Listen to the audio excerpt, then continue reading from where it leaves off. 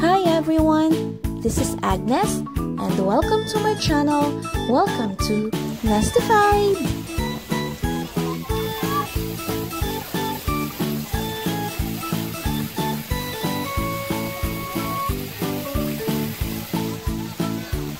Yes, for today's video mga ka-Nestified, this is part 2 of our Campus Tuhan Highland Resort adventure. So if you missed the part 1, you can search on the playlist Campus Tuhan Highland Resort part 1.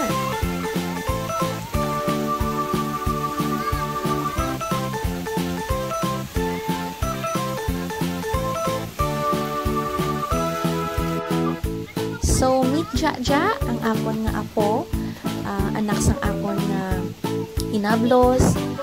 So, siya lang ang nag-swimming this time because we don't have really plan to have swimming. Short stay lang kami dito sa Campus Tuhan Highland Resort. So, giving her a chance na makapag-enjoy sa swimming pool.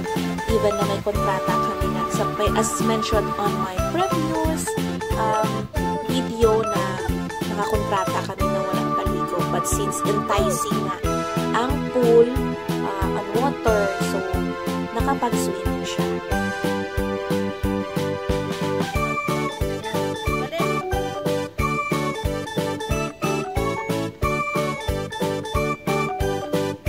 So once again, I'm introducing to you my BFF, friend ko siya since grade school, and ang iyang cousin from Palawan na nagtutor din sa Bacolod. So yes, after ng swimming, bago kami magpauli, we just check ang other places, ang other mga places diri sa Campus Tuhan.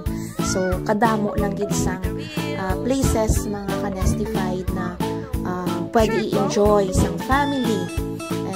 Yes, perfect for family and friends, for bonding, for, I mentioned ko nga last time na maka-create kagid sa memories dari sa Campus Tuhan Resort.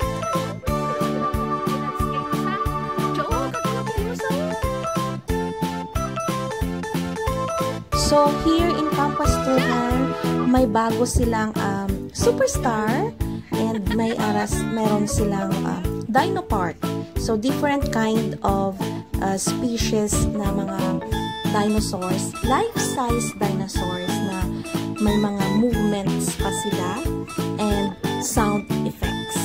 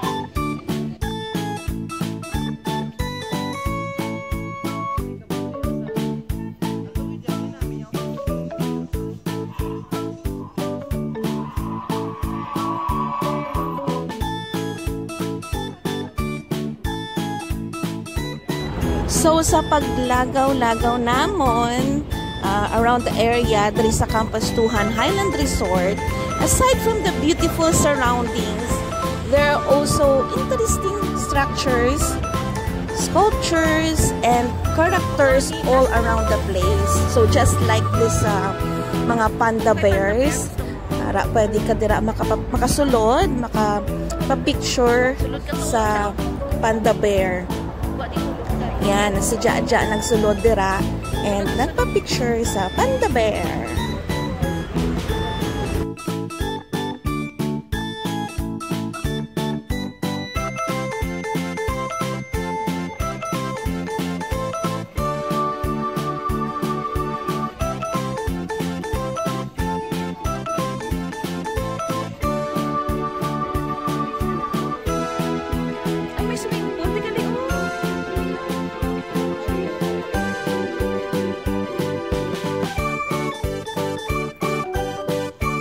One of the famous attraction here sa Kampustuhan Highland Resort, ito ang very huge na King Kong statue. Yun, nakita niyo ba yon mga ka-Nestified? Yan ang very huge King Kong statue na most of the people na kadto dira naga-take picture, naga-selfie sa iya. So amo na siya, I think, ang pinakaunang na-create nila dyan na statue aside from the additional na mga superstars na dinosaurs.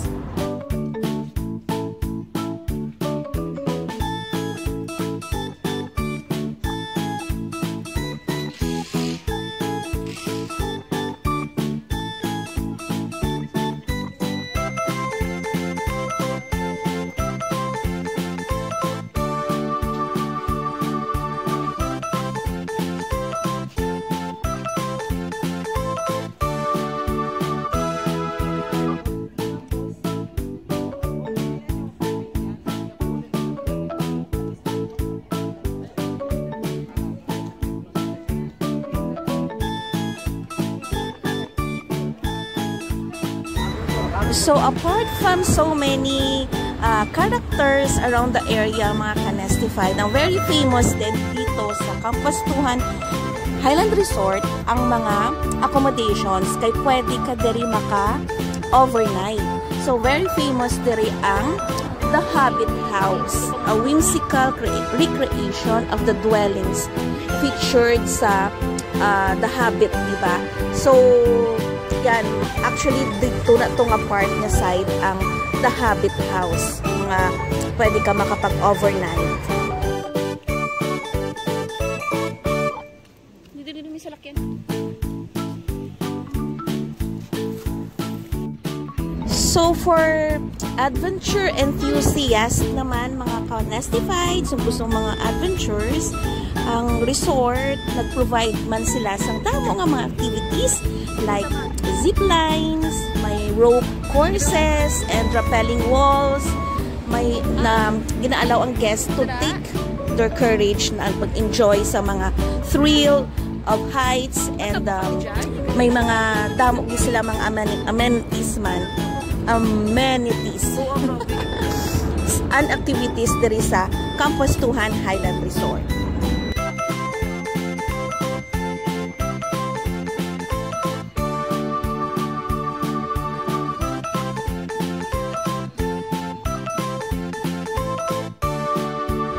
Kung i-explore mo pagid ang Kampustuhan Highland Resort, hindi siguro siguro almost one day or pwede ka gid mag-overnight to explore more diri sa Kampustuhan Highland Resort. Kay malapad, may ara sila nga malapad na mga playground, may mga mini golf man sila, and obstacle course.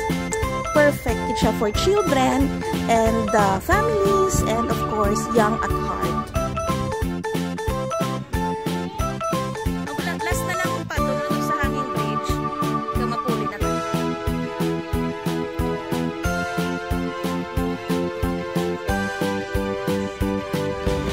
If you noticed a while ago sa few clips, mga ka-Nestified, ang dinosaur, amo na siya ang very huge nga sculpture na T-Rex.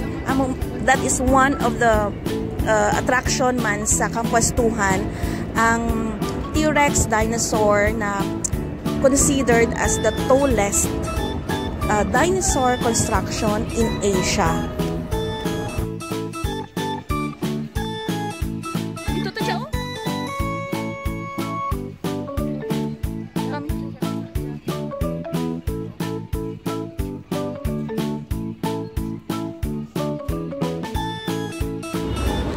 So now, me and Jaja will try this famous hanging bridge. This is also free of charge. So, mostly nga nagakadto diri nagka-try get to cross ang hanging bridge.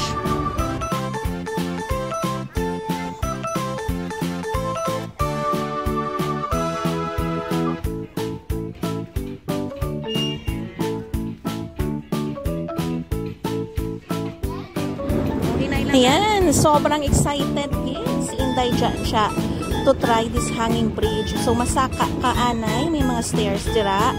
So sobrang excited gid siya. We'll see what will happen. Kung makross ba niya or makross ko or anong matabo sa amon nga duwa.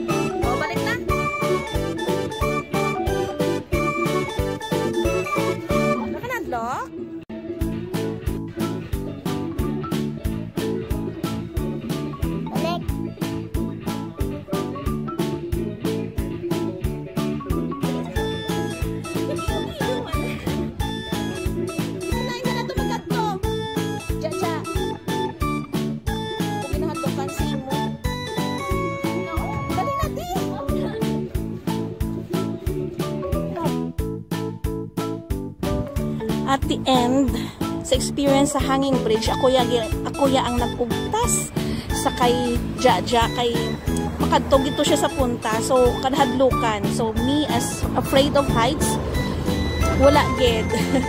Sorry gi Jaja, hindi tagi ka maugdan. So now, makita nyo ang view from the top. Very nice gid ang view, makita ang city. And may ara manda nga bicycle. Yan, for adventure and enthusiast na siya. Pwede makagamit sang bicycle nila nga hanging bicycle.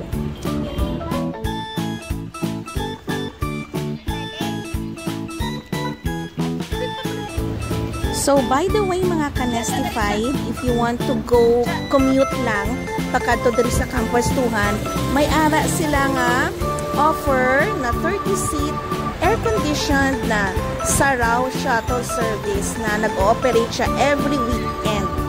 It cost me 100 pesos per person. So, you need to be at the stop 15 minutes before the designated time. So, very nice ang ilang transportation, mga Kanestified, no? Very Pinas, very Pinoy. Sana mabalik ang mga Saraw jeepneys kasi amo ni siyang aton nga trademark sa transportation. Once again, thank you so much for watching this video. Hope you like it. And don't forget to subscribe, like, and comment. God bless everyone.